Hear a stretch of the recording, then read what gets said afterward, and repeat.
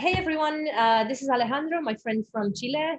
I invited him today to tell me more about the current situation in his country, because in Europe right now we're going through the second wave of the pandemic.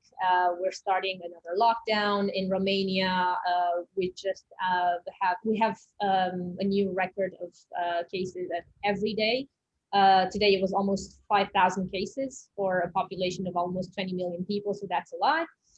Um, I haven't really heard much about South America these days. So Alejandro, tell me, how is it there these days? Like, have you started the second wave as well? How are things going?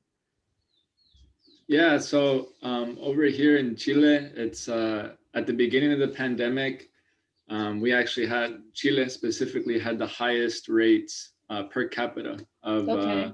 of coronavirus cases. When was It was that somewhere around exactly? eight.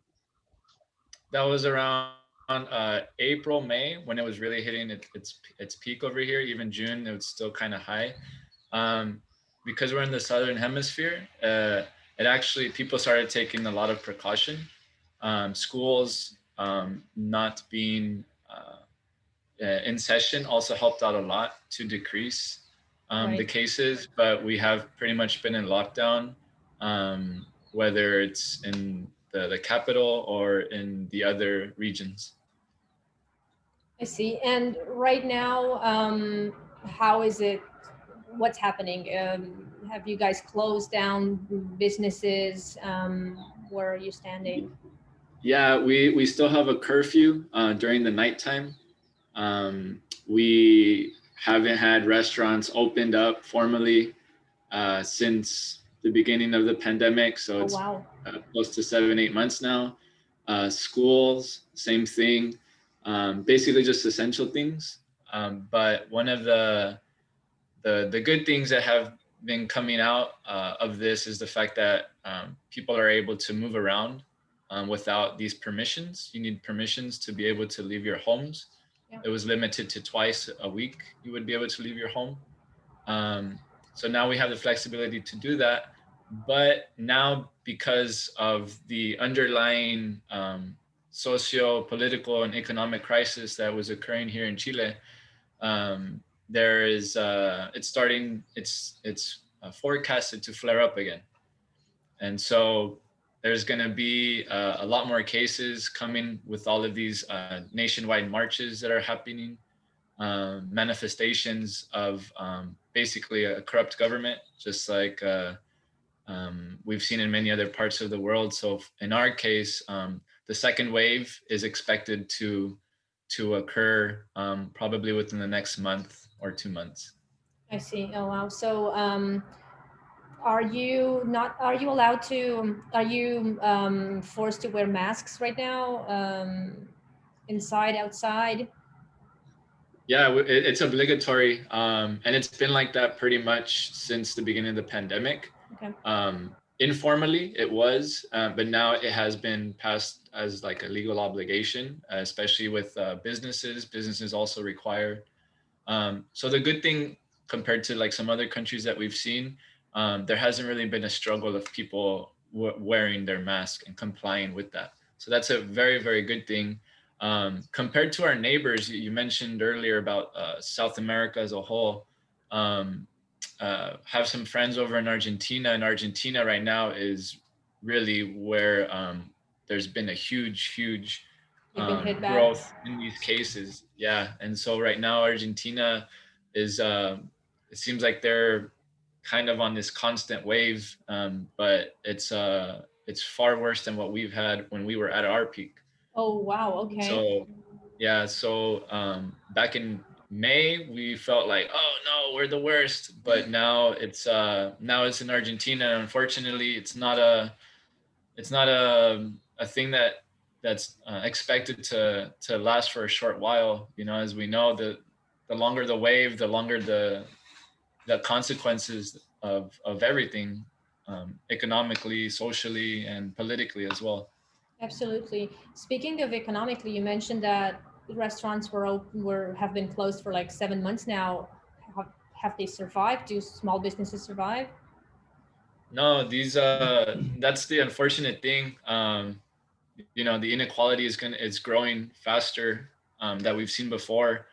There's been restaurants and stores and bars and even daycares and schools that are really really struggling. Businesses that have been around for 20, 30 years that are now closing. And so it's like the domino effect that continues to happen. And of course, uh, you know, trying to be as sustainable as possible personally, you always try to support these local businesses, but at the same time it's very difficult because they don't have the resources to stay open. And so that's widening the gap between the poor, the haves and the haves nots. Absolutely. It's the same here, it's the same everywhere. But have they received any government support at all? You know, there is for small businesses. And over here in Chile, Cercotec and Corfo, basically they have different campaigns and funds to reactivate the local economy. Um, but at the same time, too, it's a process. You know, it's not something that you apply for and the next day you know you get it, or even the next month. It's a process that it's it can drag out for as much as 5, 6 months, if longer. True, I see. Mhm. What about you and your NGO? Alejandro has this really wonderful NGO that is trying to promote like sustainable business models and yeah, you tell me how if you've survived and how you've tried to change your mission now in this context. Of course. So, in the case of our small NGO related to organic recycling, we did suffer uh, basically I guess you can say a total loss. Our business model was working in a farm to table model, right? We want to work directly with the restaurants, recycle their material, then process it, and then send and sell it back to the cultivators who are locally selling to some of these restaurants. And so, unfortunately, we understand 100% that these restaurants have to cut their expenses, and we were one of the first ones, unfortunately. And so we had to adapt, just like anyone else who's been suffering through these times. And so our form of adaptation was to just kind of wait a little bit to see what opportunities arise, and we have transformed more so towards a technological point of view, so that we are able to help out others to compost, whether it's in their home or as a business. And so, luckily, we've managed to stay, you know, afoot and stay within the market, but we did have to basically change our entire way of operating. And so it has been very very difficult. Again, especially because of the estallido social that we had, the social outbreak that we had as of last year. So it's been two really really revolutionary events that happen, you know, once every 100 years or 100 or Even more 50 so, years, yeah. and they both happen in the same year within less than 12 months. So very difficult, but we're managing, and we know that we'll get through it. That's wonderful though that at least you were able to find a little path to adapt and to change directions and keep the same mission, and I think that's really good.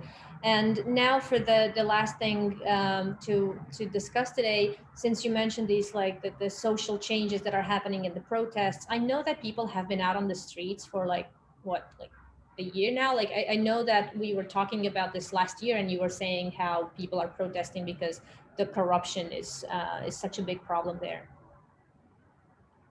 Yeah. So because of the pandemic, um, things did stop. Actually, there's going to be a very important vote this coming Sunday on the 25th of October that was originally supposed to be for April 26th of this year.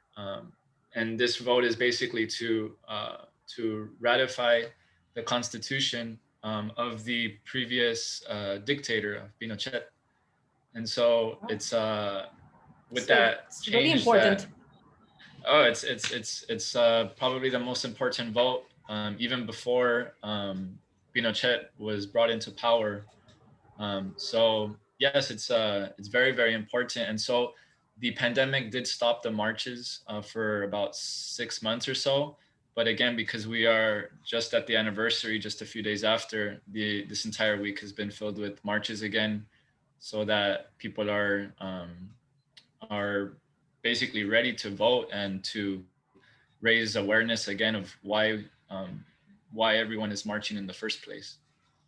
What was the event that really triggered this? Because I remember that there was a special moment last year at some point when people really felt like this is a time for social change now.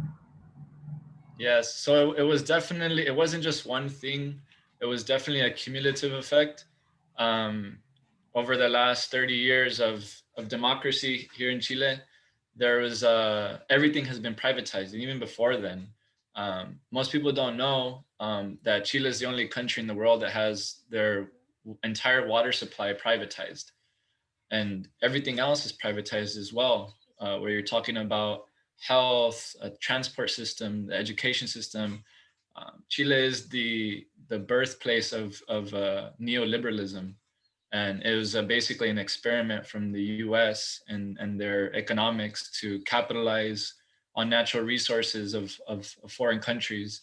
And so interesting. I didn't that know would it be came. I never knew it came from the Americans, like as an official thing. yeah.